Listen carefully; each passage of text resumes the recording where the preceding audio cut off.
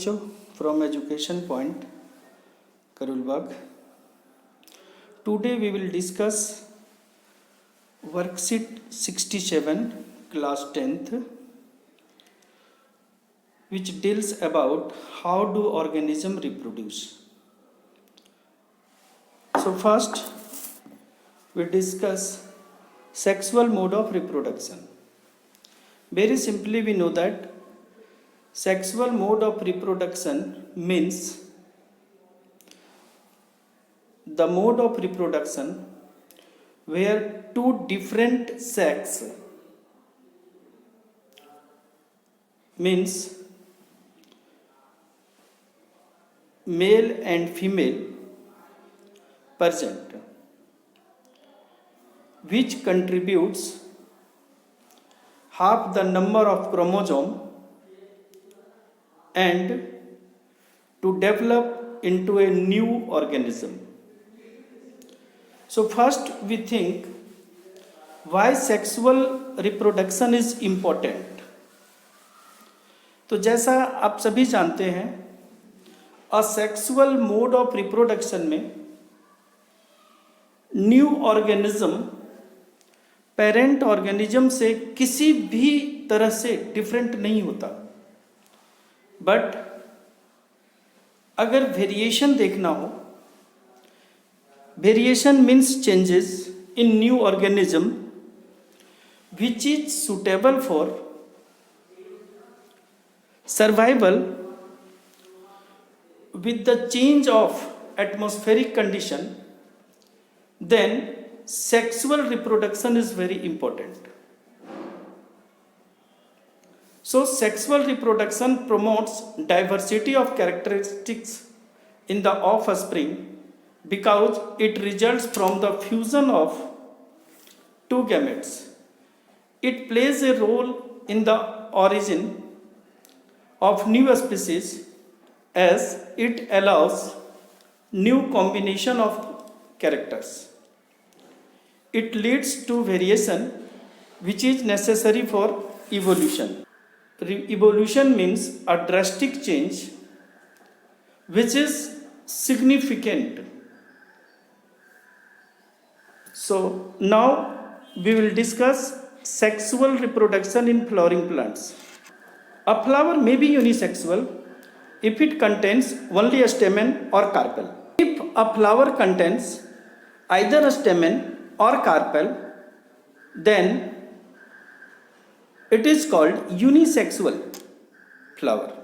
As for example, we can take papaya, watermelon, or a flower may be bisexual if it contains both a stamen and carpel. As for example, hibiscus, mustard. So what is the meaning of evolution? What is the meaning of evolution?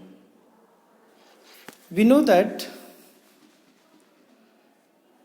the most possible outcomes of sexual mode of reproduction is the creation of a new individual with certain changes. But such changes are not significant from one generation to another generation. However, if these changes accumulated, then the changes becomes significant. That is called evolution. Okay? So now we discuss sexual reproduction in flowering plant. A flowering plant may be unisexual, means where only one sex, that is male or female, is present, or may be bisexual. It means where both male and female are present in the sexual intercourse. So a stamen and carpel are the reproductive part of the flower, and in case of